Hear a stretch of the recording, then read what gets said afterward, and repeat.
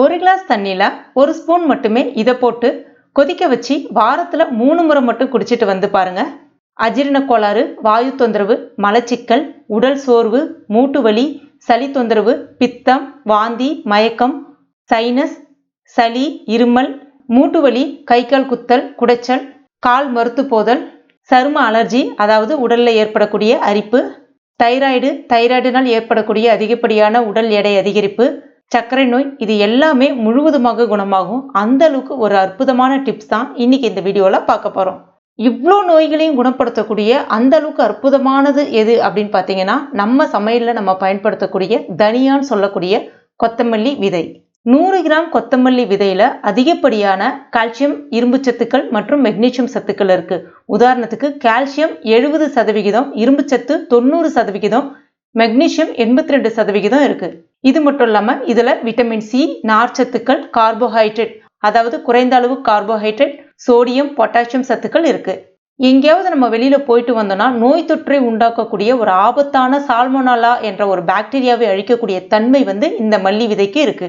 சரி, இந்த தனியான்னு சொல்லக்கூடிய கொத்தமல்லி விதையை எப்படி பயன்படுத்தணும் அப்படின்றத பத்தி பார்க்கலாம். Welcome to Jos Tamil health and beauty. ஒரு பாத்திரத்துல 2 கிளாஸ் அளவுக்கு தண்ணீர் எடுத்திருக்கேன். இப்போ இதுல 1 கிளாஸ் தண்ணீருக்கு, அதாவது சரியா ஒரு 70 ml தண்ணீருக்கு 1 ஸ்பூன் அதாவது ஒரு 10 கிராம் அளவுக்கு இந்த கொத்தமல்லி விதை சேர்த்தால் சரியா இருக்கும்.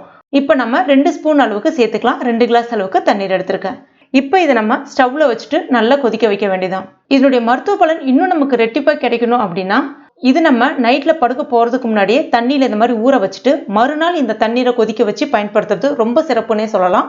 உங்களால முடிஞ்சா நீங்க அப்படி கூட பயன்படுத்திக்கலாம். ஆனா நான் இன்னைக்கு ஃப்ரெஷ்ஷா உங்களுக்கு ரெடி பண்ணி காமிக்கிறேன். இப்போ இது ஒரு 5 நிமிஷம் நல்லா கொதிக்கட்டும். ஸ்டவ் மீடியம் ஃப்ளேம்ல வச்சுக்கோங்க, வேகமா வைக்க வேண்டாம். இப்போ பாருங்க, ஒரு 5 நிமிஷம் நல்லா கொதிச்சு வந்திருக்கு. இப்போ இதுல ஒரு 10 போல ஃப்ரெஷ்ஷான கருவேப்பிலை இலைகளை சேர்த்துட்டு ஸ்டவ் ஆஃப் பண்ணிட்டு மூடி வச்சிருங்க. இது ஒரு 5 நிமிஷம் அப்படியே இருக்கட்டும். இப்போ ஒரு 5 நிமிஷம் ஆயிடுச்சு. தண்ணி மிதமான சூட்டில் தான் இருக்கு. இதை இப்போ நம்ம வடிகட்டிக்கலாம். அருமையான ஒரு டீ ரெடி ஆயிடுச்சு.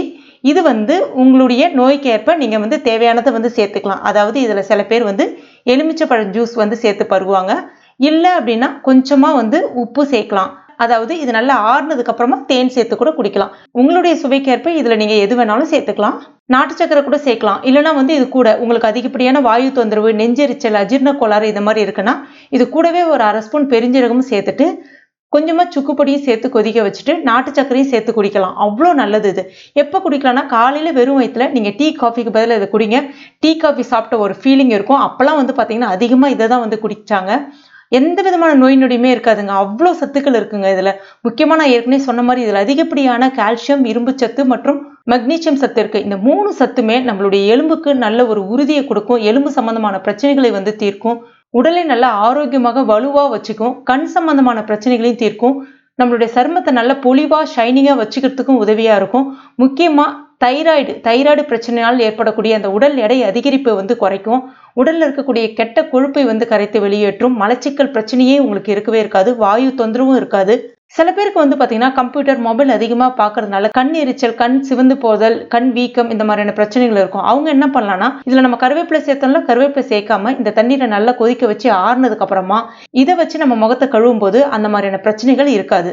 முக்கியமா நீரிழிவு நோய் இருக்கிறவங்க இதை சாப்பிடும்போது அந்த சர்க்கரையினுடைய அளவு அவ்வளோ கட்டுக்குள்ள வைக்குங்க. சூப்பரான ஒரு டிப்ஸ் இது.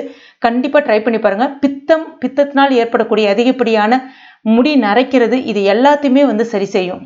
உடம்புல பித்தம் அதிகமானாலே தலை சுற்றல், வாந்தி, மயக்கம், இளநர பிரச்சனை, உடல் சோர்வு, உடல் அசதி இது எல்லாமே இருக்கும். இது எல்லாத்தையுமே சரி செய்யும். குறிப்பாக மூட்டு வலியை சரி செய்யும். அந்த உடல் சோர்வை சரி செய்யும். கை கால் வலி, கை கால் குத்தல், பாத எரிச்சல் இது எல்லாத்தையுமே சரி செய்யுங்க. அவ்வளோ அற்புதமான டிப்ஸுங்க இது. கண்டிப்பா ட்ரை பண்ணி பாருங்க. ஒவ்வொரு வீட்லயுமே இந்த டிப்ஸை கண்டிப்பா ட்ரை பண்ணி பாருங்க. எந்த விதமான நோய் நொடியுமே இருக்காது. கண்டிப்பா ட்ரை பண்ணி பார்த்துட்டு மறக்காம எனக்கு கமெண்ட் பண்ணுங்க. இந்த வீடியோ உங்களுக்கு பிடிச்சிருந்தா மறக்காம லைக் பண்ணுங்க. உங்க நண்பர்கள் மற்றும் ஃபேமிலி மெம்பர்ஸ் கூட மறக்காம ஷேர் பண்ணுங்க.